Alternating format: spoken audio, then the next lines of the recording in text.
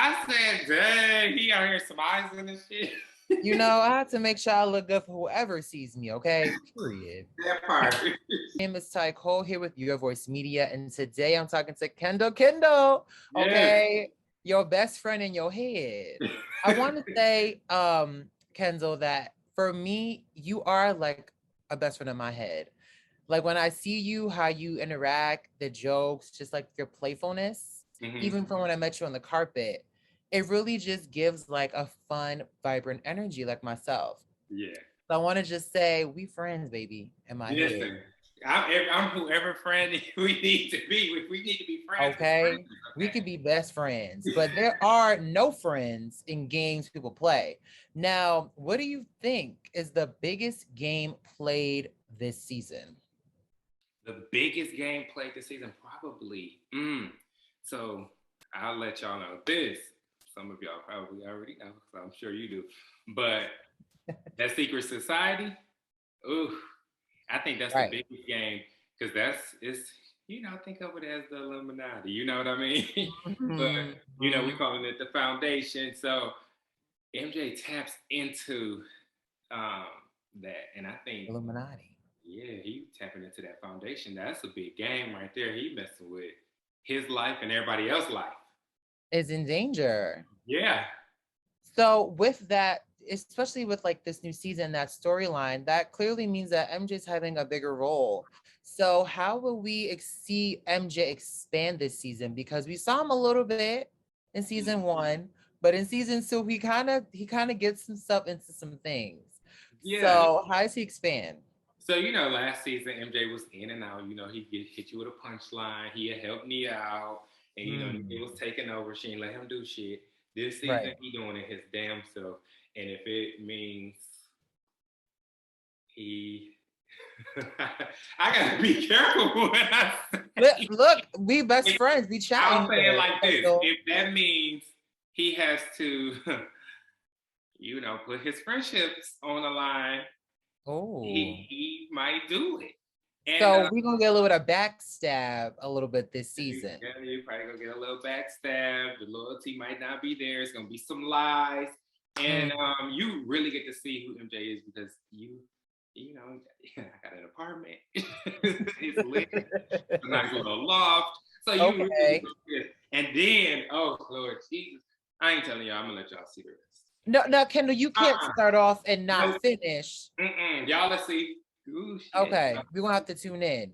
Yeah, y'all gotta tune in. So let me ask you this question. So let's say Kendall happened to find a secret society. Are you gonna report back and let us know what you see, or are you gonna keep it to yourselves? First of all, I'm keeping it to myself. I ain't doing. I'm not even gonna jump into a secret society. Let's just start there. But if it just happened to happen, I don't know what y'all talk about. Right. You ain't hear nothing. That's what my mama always said. You Yeah. hear nothing, you see nothing, you'll know nothing. Yeah, I ain't seen Jack, as what Ken would say. Okay. I don't even know what you're talking about. Now, while that's a crazy vibe, what's the vibe on set like? Especially post-pandemic, you guys are all together. Is it playful? Is it fun? Are we calm on set? Like, what's the vibe if someone were to walk on the games people play set? We play too many games. We play too damn much. Okay.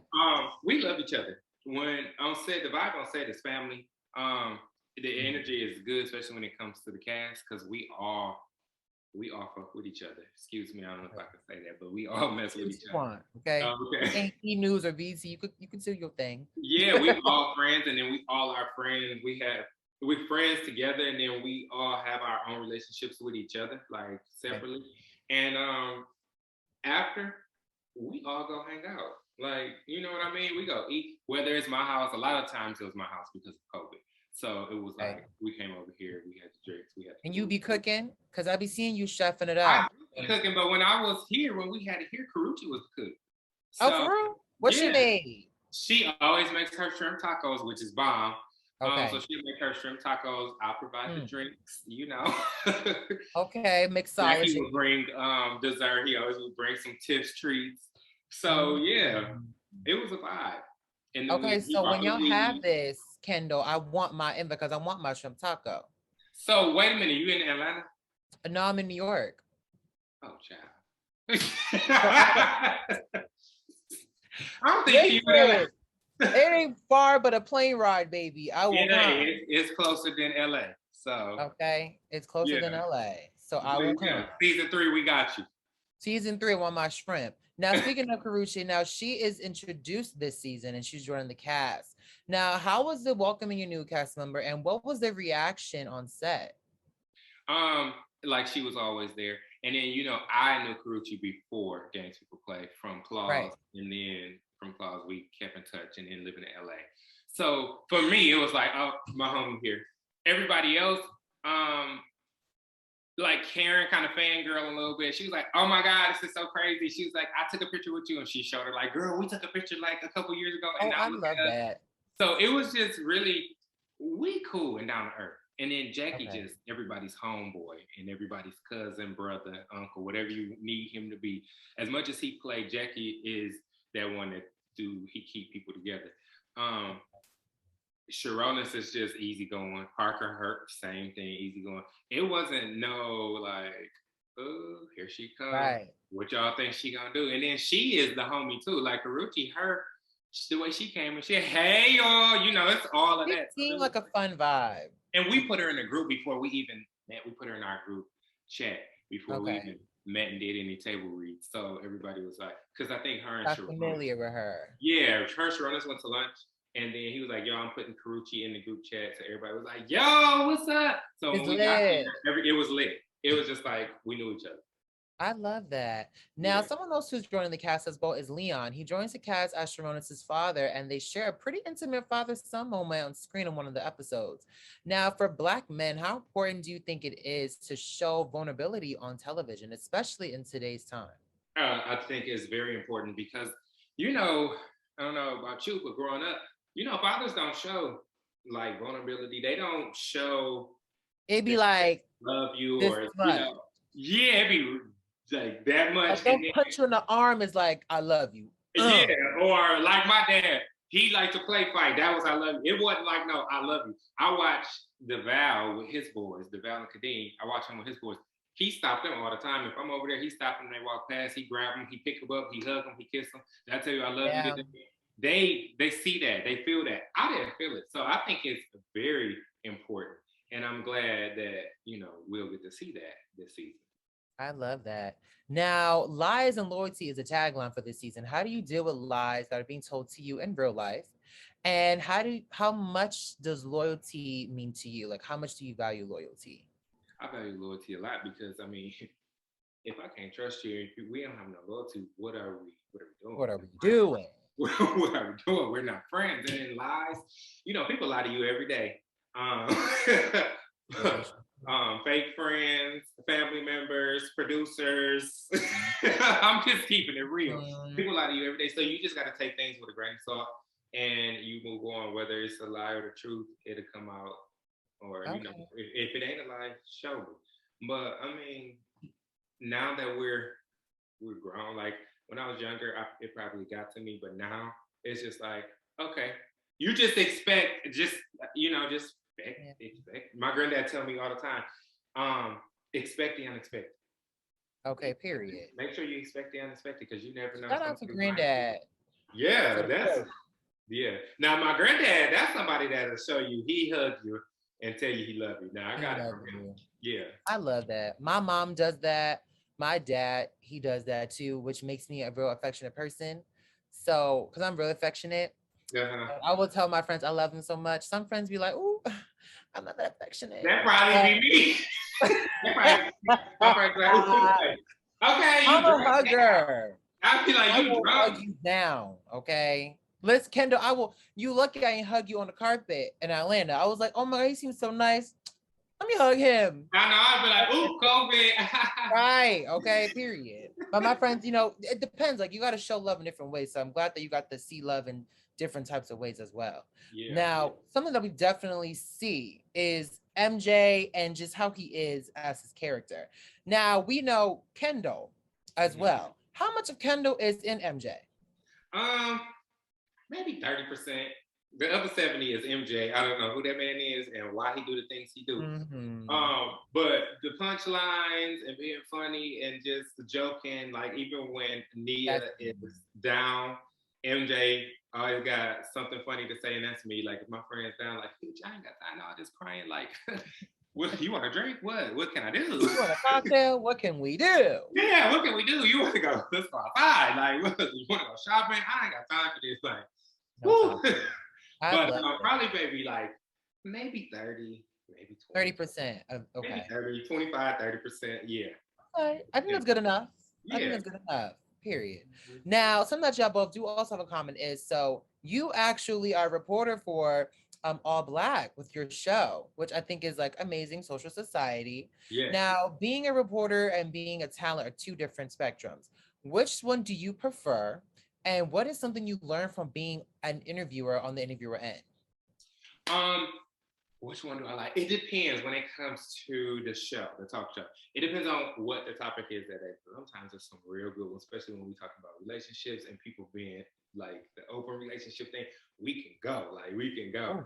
And then HBCU, that was real fun. It just depends on what the topic is. Okay. I like them both, just to be honest with you. I like them both. Because with the talk show, I'm more in control. Right. I'm the captain of the ship. So it's going whatever way I want it to go. Now, some people can try to steer it, but it's my responsibility to steer that bitch back to where I want it. You know what I mean?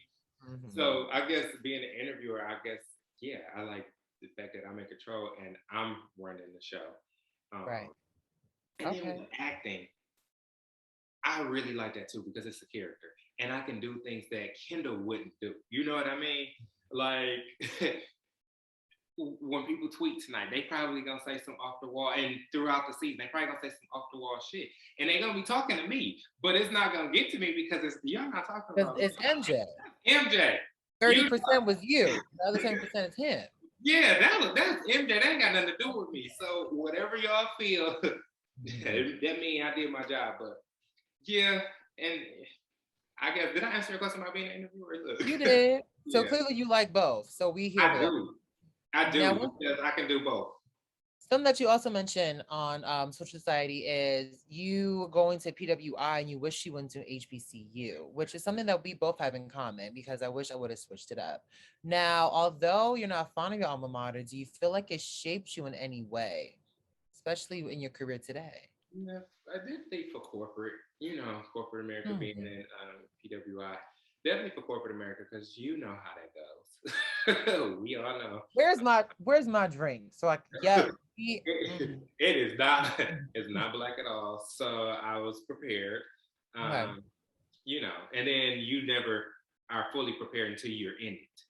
Right. And then you know how to work around that, and you know what to do. So yeah, it did. But I just really wish I went to an HBCU. Which one would you wish you would have went to? Because mine would have definitely been Howard. Really? Or Hampton U. Okay. I can see you there. You know my ghetto ass.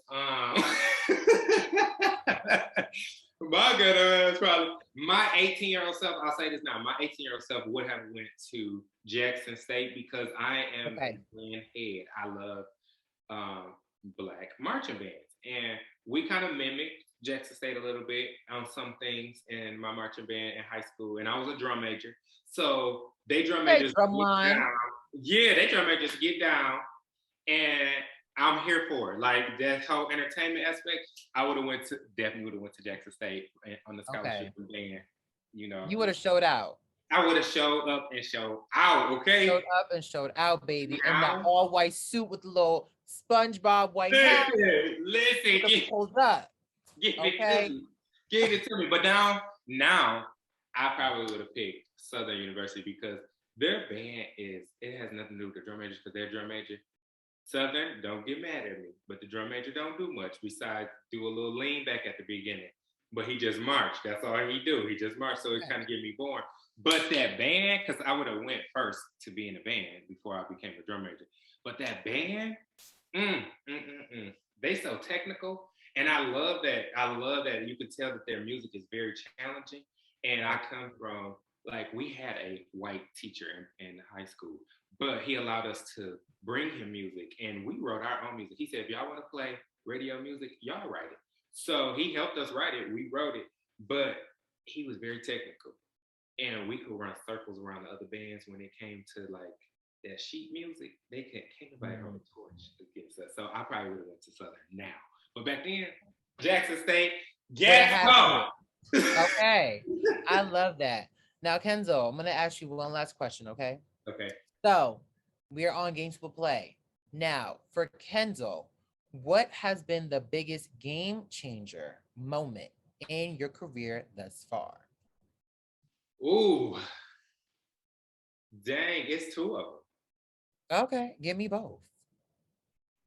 One is moving from recurring to season regular on Games People Play, because they trust me. They trusted me enough from last season that they feel like I could hold my own and actually give me more. So that was a game changer for me. And then the other game changer is, it was so funny, towards the end of the year, people was talking about like moving to Atlanta and moving. I was like, I'm not moving to Atlanta. And I was like, you know what? Let me not do that. Let me not block a blessing. And I was like, I would move to Atlanta if there was an opportunity. Okay. Weeks later, I get hit with Social Society, and they say he got to move to Atlanta. And I said, oh, you got to be careful with the power of the tongue. The power of the tongue. Kendall. Now I'm in Atlanta. But at first it was a very hard transition because everybody know how much I love LA. I love LA like a lot. I still do to this day. But now I'm liking Atlanta because I finally let go and was like, just sit in your moment and enjoy this moment. Forget all the other things that's going on, because that's not what you're here for. You're here on a mission, and your mission is not complete. So that's my second game changer. So, yeah. It's funny you said that, because I keep saying to myself, going to Atlanta, move to Atlanta, and people are telling me like, oh, you should move there. And I feel like every time I say, something in my career just says Atlanta. And you just was another moment that just said it. So maybe I got to follow my dream and go to Atlanta too. I don't know. Yeah, just come on to Atlanta. I'm a Cub. And I got a best friend over there too. I got a best friend in my head.